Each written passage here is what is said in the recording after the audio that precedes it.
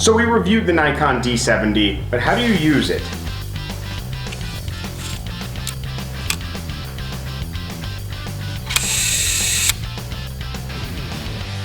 Hey, what's up you guys? Nick here. For those of you who are new to my channel, my name is Nick. I'm a professional photographer. I've been shooting professionally for the last 3 years, though I've had a camera in my hand for the last 16 as I started as a hobbyist in high school.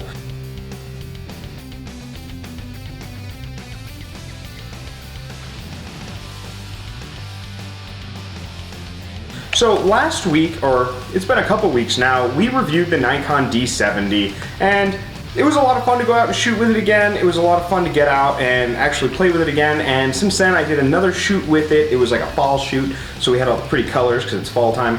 And I wanted to do a video on how to use it. Now the last 2 manual mode videos I did, I actually took GoPro footage of me shooting with it and showing you how to use it. And then I'd end it with this segment here. But I think I'm just gonna go with this segment here along with some B-roll of the actual shoot with this camera, and I will share the photos as we did it. So the model today was Bailey. She is a pretty cool model. I've worked with her a couple of times now, and we will be working with her more in the future. But let's go over the basics of the Nikon D70 and how to use it in manual mode.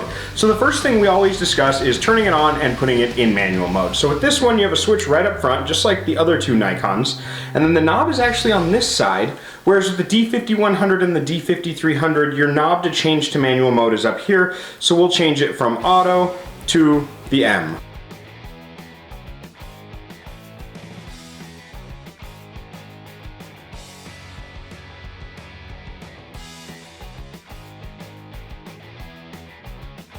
Once we have it in manual mode, we want to change the ISO. Now with this camera, the ISO actually does require 2 hands to adjust. You have to push the ISO button right here, and you actually use the back knob here to adjust your ISO. So your ISO will be on this little tiny screen here.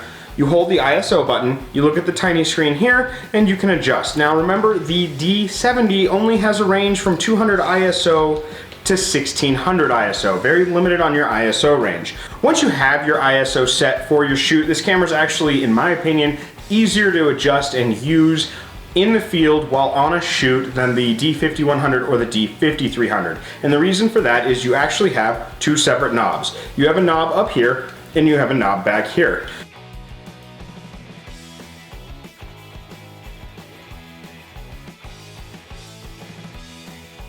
Now the knob in the back, the one that you'll control with your thumb, actually adjusts your aperture. So you have aperture adjustment right there. It's super easy to use. You can quickly bring your camera up and adjust your f-stop with this knob right here. Now on the D5100 and the D5300, you have to push a button up here, and you only have 1 knob, which is the shutter speed knob, and that actually adjusts your f-stop. It took me a little bit of getting used to when I got this camera back out, because the 5100 and 53 are my primary cameras, and when you don't push the button, that knob in the back is your shutter speed.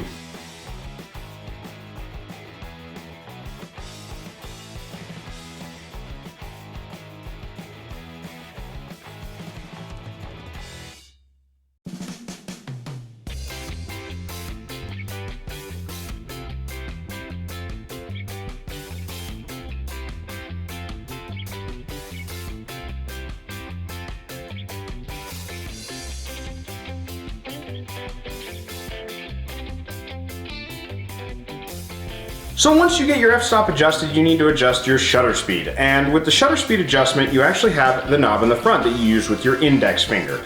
So thumb is f-stop, index finger is shutter speed. And then you can go through and actually adjust your shutter speed or your f-stop all with 1 hand while you're getting ready to take your shot, and then you bring it up and hit the button.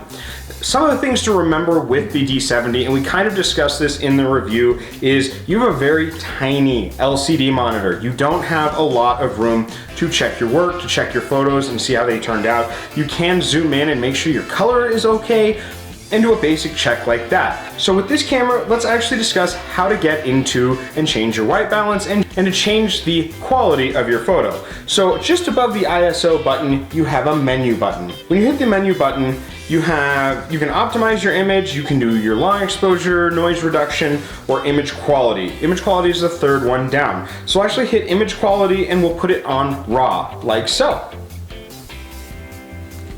Once we go through that, I'll go through and adjust my settings a little bit, my autofocus area, the way the bracketing works, and all of that. You can find that all in the menu in the back. This LCD screen is small, but it's easy to read in sunlight. It's a little bit easier in my opinion than the larger ones, just because the backlighting is really, really bright and really easy to use. Now this camera, similar to the D5300 and the D5100, when you're actually looking through, along the bottom of your viewfinder, you can actually see your current f-stop, your current shutter speed, and whether or not you are exposed properly. It's actually the only place you can see it because you do not have that display on the LCD screen on the back. With the 5100 and the 5300 and most modern DSLRs, down here in the larger LCD, it'll display f-stop, it'll display shutter speed, it'll display your ISO, and it'll display whether or not you are exposed correctly.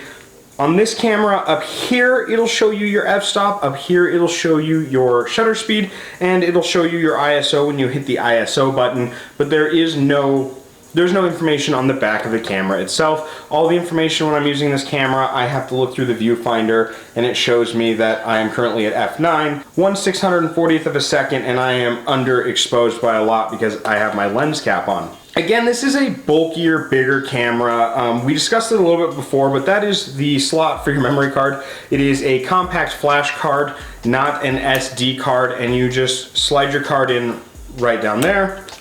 Your battery goes down below, and that battery, I believe, is still used with the higher end D7000, so you can still pick up the batteries for it. This camera does have a built-in autofocus. It's a little bit different than the newer ones where you actually hit the switch on the side of the lens, or at least ones that don't have a built-in motor. This one has a built-in motor. So right down here, you'll see a little knob, and you can switch from manual focus to autofocus, with just a quick switch to the knob. Again, if you're up and you're shooting and you're using two hands, or you're using one hand to hold the camera, here, it's right there for your thumb to hit. You can switch straight to manual and adjust manually, or you can flip it to auto, and then you have autofocus with the camera. This one also has the built-in flash button common on all DSLRs.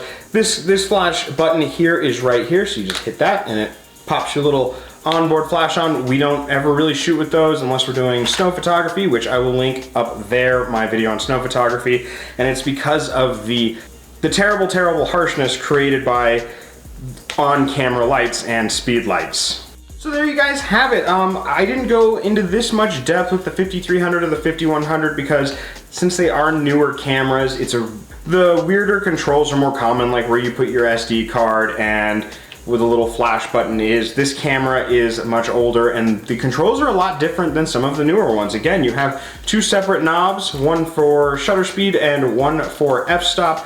Your ISO button is over here, and then the ISO adjustment's really, really easy. Again, it is a very limited ISO. I hope you guys have enjoyed the photos I've been sharing. I hope that you guys have enjoyed the B-roll that I've shared. Again, fantastic little camera for 50, 60 bucks. I absolutely love the D70. We are gonna go out and play with it more just because turning out to be actually a really, really fun camera to shoot with. Some of the upcoming things that you guys should look forward to. I have a Nikon D50. We are going to be doing a quick review and a shoot in a manual mode video on that. I'm gonna do a long exposure video with the Nikon D5100. We've been talking about it for a while, but the skies are finally clearing up enough for me to actually shoot that video and actually get some good results that I can share with you guys. And then I have a Canon. Yeah, we got a Canon, and we're gonna compare it. It's an old Canon.